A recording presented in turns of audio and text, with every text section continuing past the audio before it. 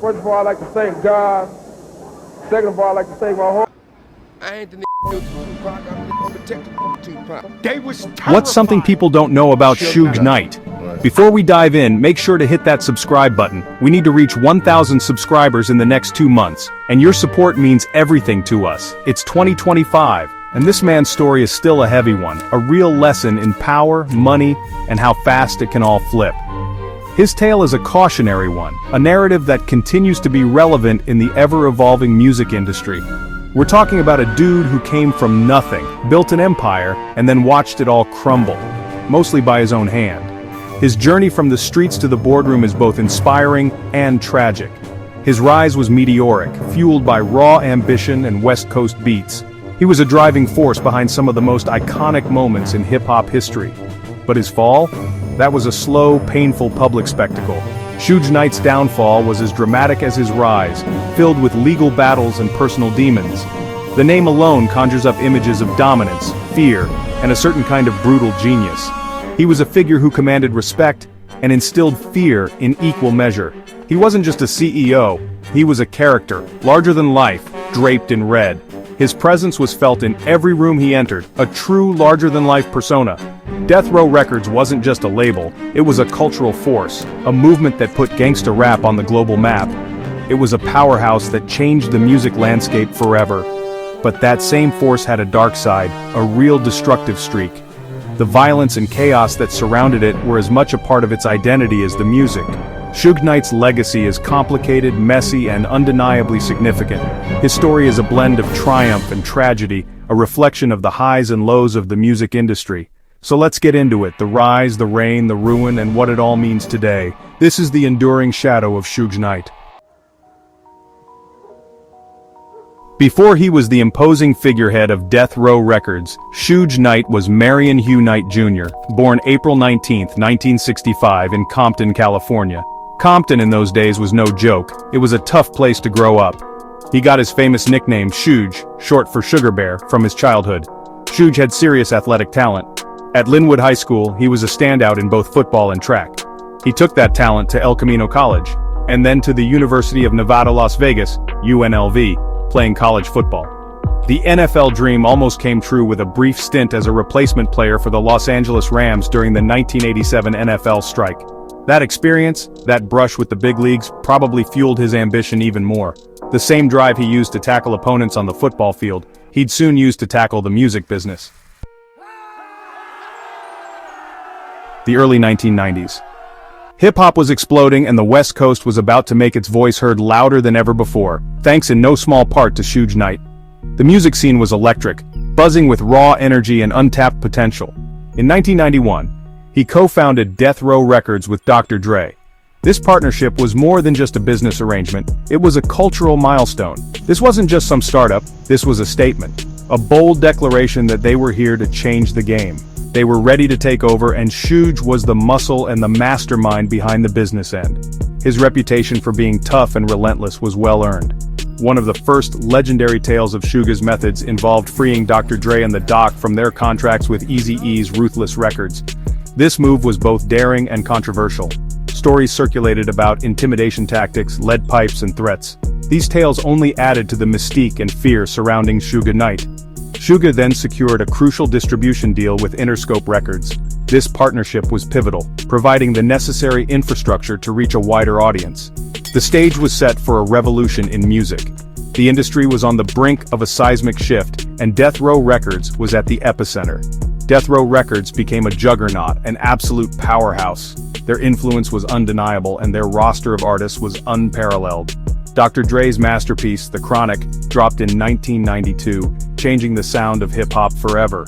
It was a groundbreaking album that set new standards in the industry. Then came Snoop Dogg's debut album Doggystyle in 1993, another multi-platinum smash.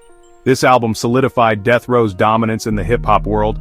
Later, Suge famously bailed Tupac Shakur out of jail and signed him to the label, leading to the monumental album All Eyes on Me. This move was a game-changer, bringing even more star power to Death Row. At its peak, Death Row Records was raking in serious money, reportedly generating around $750 million and selling over 50 million albums. Their success was unprecedented. Suge Knight wasn't just a record executive, he was a king, and Death Row was his kingdom. His influence and control over the label were absolute, making him one of the most powerful figures in the music industry. So what exactly did Suge Knight do at Death Row? He was everything. He was the shot caller, the big boss, the guy who made things happen. He was instrumental in signing and promoting some of the biggest names in rap. His vision for West Coast dominance was clear, and he pursued it relentlessly. Knight played a key role in the production and distribution of those iconic albums that defined an era. While Dre was the musical genius in the studio, Suge was the enforcer in the boardroom and on the streets. His reputation preceded him. Stories of him using strong-arm tactics to get what he wanted became legendary in the industry. His reign was impactful, but it was also undeniably turbulent. When Death Row was at its zenith, Suge Knight lived like a king. Expensive cars were a staple, fleets of them, often in his signature red. He was draped in heavy gold chains and diamond jewelry. Parties at his mansions were legendary, filled with celebrities, beautiful women, and an air of untouchable power. His real estate portfolio was just as impressive as his car collection. He owned multiple luxurious properties, including a sprawling mansion in Malibu. Private jets, lavish vacations, Suge was living the dream. At his peak, Knight's annual earnings were estimated to be in the tens of millions of dollars. He was constantly in the spotlight, not just for his music but for his extravagant spending and his often controversial actions. But even amidst all the glitz and the tough guy image, there were whispers of another side to Suge. The same aggressive energy that propelled Suge Knight to the top of the music world also led him straight into a world of legal trouble. It wasn't just one or two incidents, his career was a highlight reel of run-ins with the law. We're talking assault charges, racketeering investigations, probation violations, and weapons charges. This pattern started early and just kept escalating. Even before Death Row hit its peak, Knight had a record.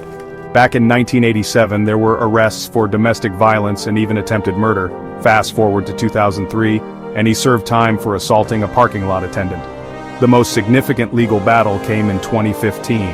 Knight was involved in a hit-and-run incident in Compton, resulting in the tragic death of Terry Carter. Suge claimed self-defense, but the prosecution painted a different picture. In 2018, Suge Knight pleaded no contest to voluntary manslaughter and was sentenced to 28 years in prison. The music had truly stopped. So, here we are in 2025, and the question a lot of people ask is, what's Suge Knight worth now? It's a topic that sparks curiosity and debate among fans and financial analysts alike. Most estimates put Suge Knight's net worth today, while he's serving his sentence, at around $200,000. This is a stark contrast to the wealth he once flaunted. Some financial news outlets might stretch that to maybe $1 million, but either way, it's a pittance compared to the colossal sums he once controlled. The financial landscape has changed dramatically for him. Death Row Records, at its height, was reportedly generating revenues in the ballpark of $750 million. It was a powerhouse in the music industry, shaping the careers of many iconic artists. Suge Knight was the king of that castle, living a life of unimaginable luxury. His lifestyle included sprawling mansions, a fleet of luxury cars, and extravagant parties. To go from that kind of wealth to a net worth that's less than some mid-level managers make in a year, that's a catastrophic financial collapse. It's a fall from grace that few could have predicted. How did he lose it all? It wasn't one single thing. It was a perfect storm of bad decisions and worse luck. His aggressive business tactics and legal troubles played a significant role. The endless legal fees from his numerous arrests and trials drained his accounts significantly. Each court case chipped away at his fortune. His luxurious properties were seized or sold off to cover some of those mounting debts. The financial burden was too great, leading to the liquidation of his assets. The story of Death Row's downfall is intertwined with broken relationships, especially the one between Suge Knight and Snoop Dogg. Initially, these two were a formidable team. Suge played a massive role in launching Snoop's career, but paradise didn't last. By the late 1990s, the relationship between Knight and Snoop Dogg had soured dramatically. Snoop wanted out, citing financial disputes and Suge's heavy-handed management style. The departure of key artists like Dr. Dre earlier, and then Snoop Dogg, was a massive blow to Death Row. Compounding these issues were Suge Knight's escalating legal problems and accusations of financial mismanagement. Ultimately, Suge Knight lost control of Death Row Records. The label filed for bankruptcy in 2006, a humiliating end for such a dominant force in music. In 2022, Snoop Dogg actually purchased the Death Row Records brand and catalog, bringing a piece of its legacy full circle. When you look back at Suge Knight's time in the music industry, his impact is undeniable. Love him or hate him, he fundamentally changed hip-hop. He was a key figure in shaping the sound and success of West Coast rap. Death Row Records, under his leadership, released some of the most iconic and influential albums in the history of the genre. But that legacy is a double-edged sword. His aggressive business tactics and eventual imprisonment have, for many, overshadowed his musical contributions. Suge Knight's story serves as a powerful cautionary tale about the perils of unchecked power and fame in the music industry. Yet you can't ignore the doors he kicked open, especially for young black entrepreneurs. Even now, in 2025, Suge Knight's complex, controversial, and undeniably significant legacy continues to be debated and dissected. His shadow looms large over hip-hop history,